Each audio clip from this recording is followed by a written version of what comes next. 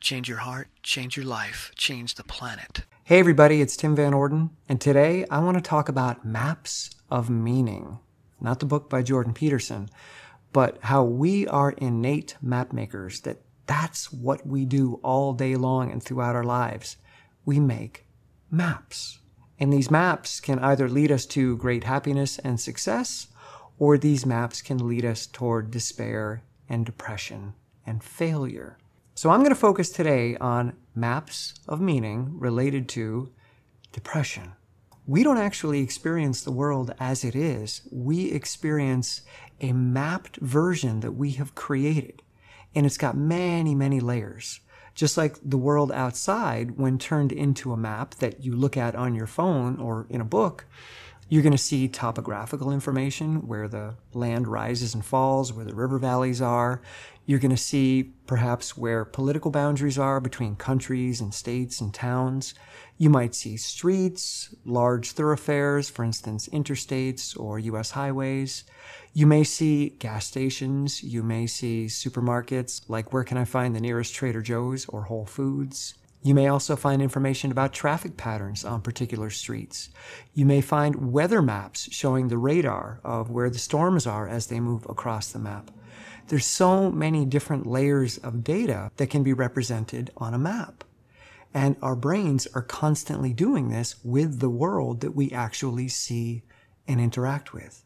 And throughout our lives, we are adding layers of meaning to these maps, so that the older we get, the more layers of information exist on that map. So the maps become heavier in a sense. It's not as easy to move through them.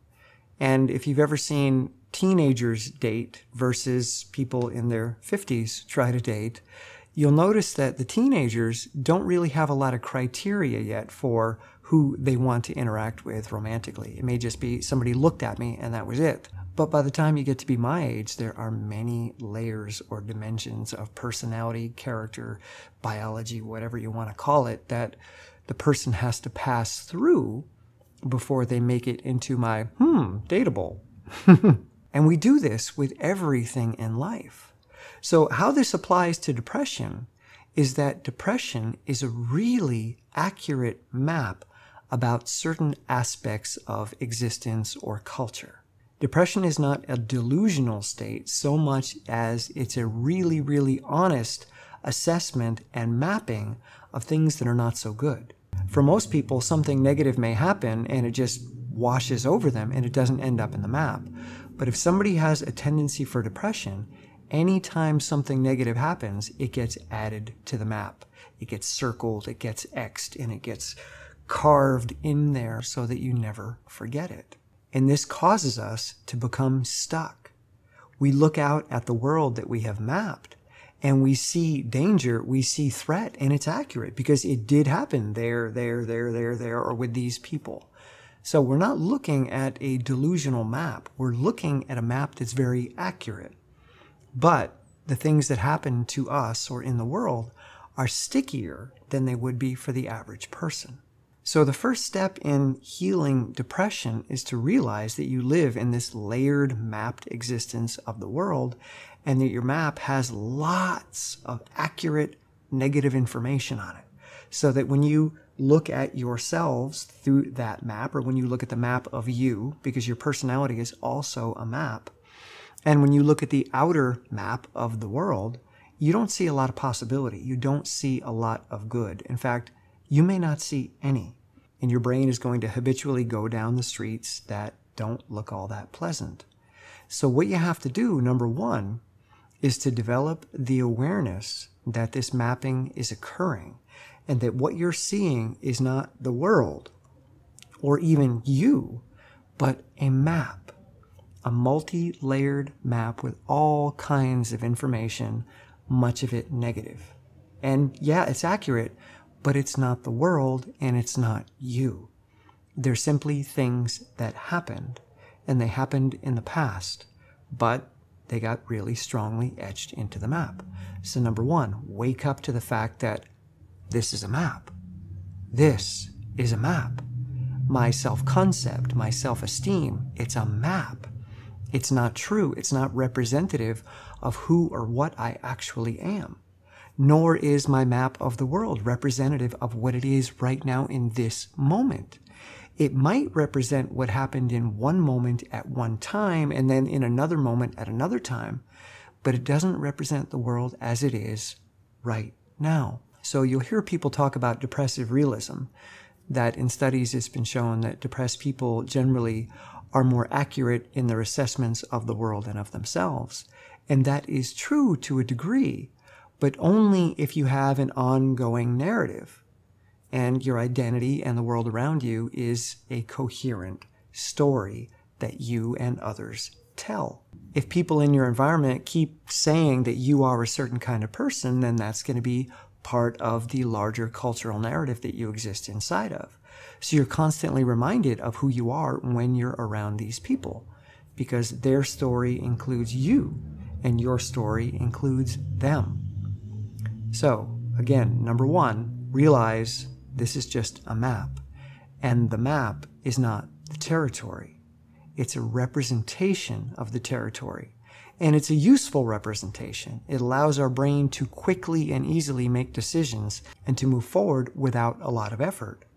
But if your map is full of danger and negativity and threat, you're not going to want to move at all. You're not going to want to leave the house. You're not going to want to get out of bed, because the map you're looking at says thunderstorms and violent crime and terrorist attack and people rejecting me and whatever else that you have mapped in your life. So once you develop the awareness that what's going on out there is just a map, and what you're feeling and seeing and hearing in here is also just a map, you can step aside and observe the fact that your brain is mapping. It's telling you a story. It's painting the world. It's painting a picture of your day.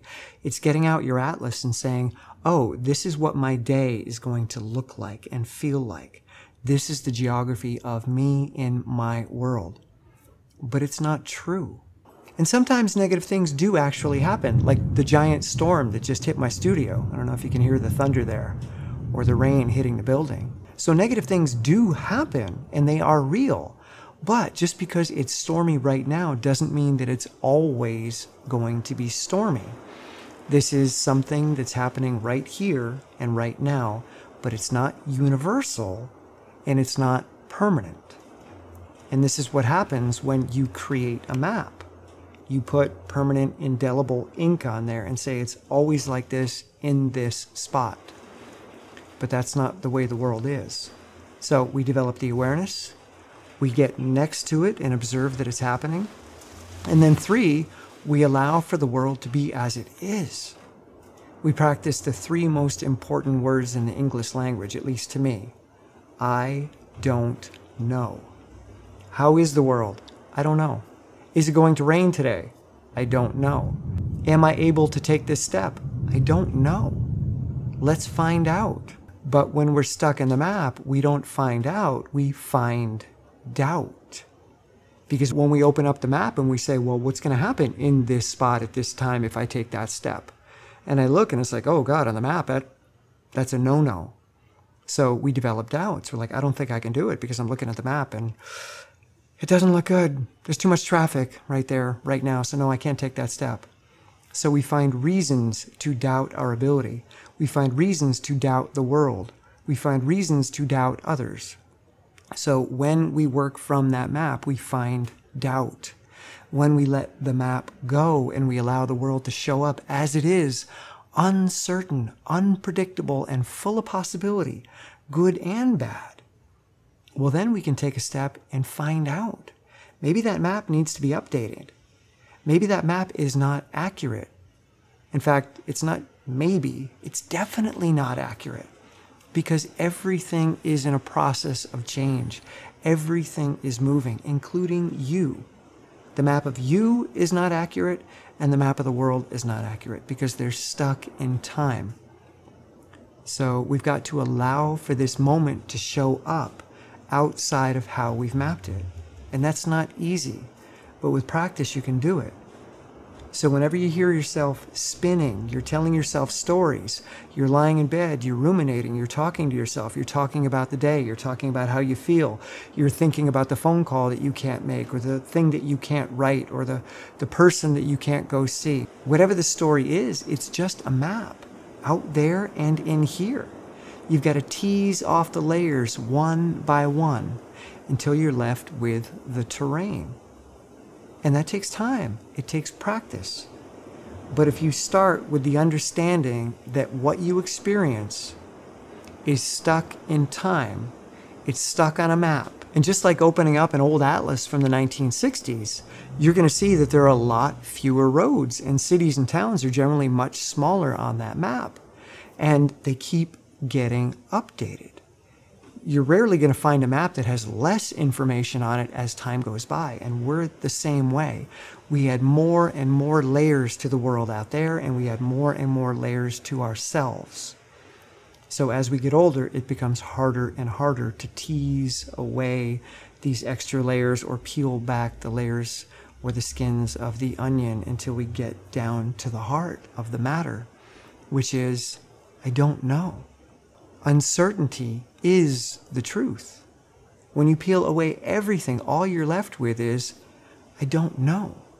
And therefore, I can't be certain that it's going to go poorly. I can't be certain that I'm not going to succeed. When you don't know, there is possibility. But when you're looking at that map and it's so well defined, you've limited your possibility to the point in depression where there is no room for movement, because everywhere you look and feel on the maps that you've created is danger, threat, or inadequacy. And I'm not telling you that depression is bad, but the way to live with depression is to take the body that is experiencing this depression and separate it from the identity that has mapped you and the world around you, and let your body take steps. Let your being move in the world. It knows what to do. It knows how to walk. It knows how to move. It knows how to engage. It knows how to relate.